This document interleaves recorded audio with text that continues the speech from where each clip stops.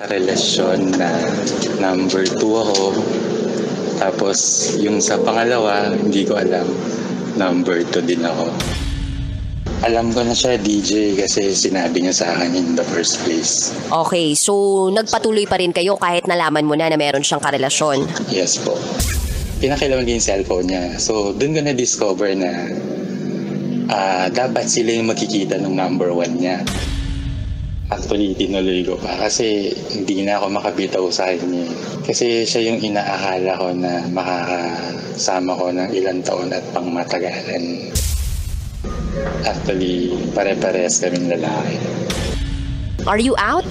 No, hindi. Nag-ano na kayo? Charot! Actually, DJ, si number 1. Since lunchtime lang kami, sa outdoor namin nagagawa. CR pan, quickie lang yun kasi mga 1 to 2 minutes. Si number 2 naman, yun, during our travel, hindi ko lang makalimutan nung sa ilog ginawa namin.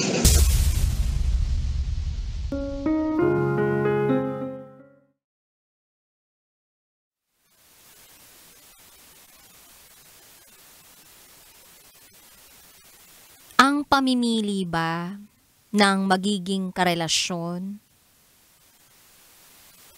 dapat denumero? Merong number 1, may number 2, may number 3. Parang electric fan. Na gumagana, gumagalaw.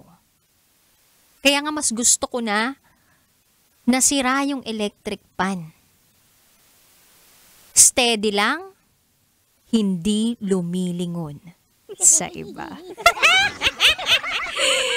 Sana ganun na lang lahat ng mga tao, sirang electric fan. Steady lang, hindi lumilingon sa iba. Sana naka number 1 lang palagi. Kabisyo, ikaw, may 1, 2, 3 ka ba? O meron ka lang 1 and only? Iba pa rin sa pakiramdam na meron kang 1 and only. Unless alam nilang lahat na gusto mong magkaroon ng 1, 2, 3, 4, 5, 6, 7, 8, 9, 10. Dami, kala mo naman mauubusan talaga ng tao sa mundong ito. Anyway, kabisyo, alas 9 ng gabi hanggang hating gabi magsasama tayo kapiling ang Basa Princess ng Love Radio, DJ Rocketera. At ngayong gabi, samahan mo ako sa isa na namang revelasyon ng isang sikreto ng ating kabisyo. Eto na po ang patikim ng Spotify Philippines Top New Podcast of 2024. DJ Rocky's Secret Files.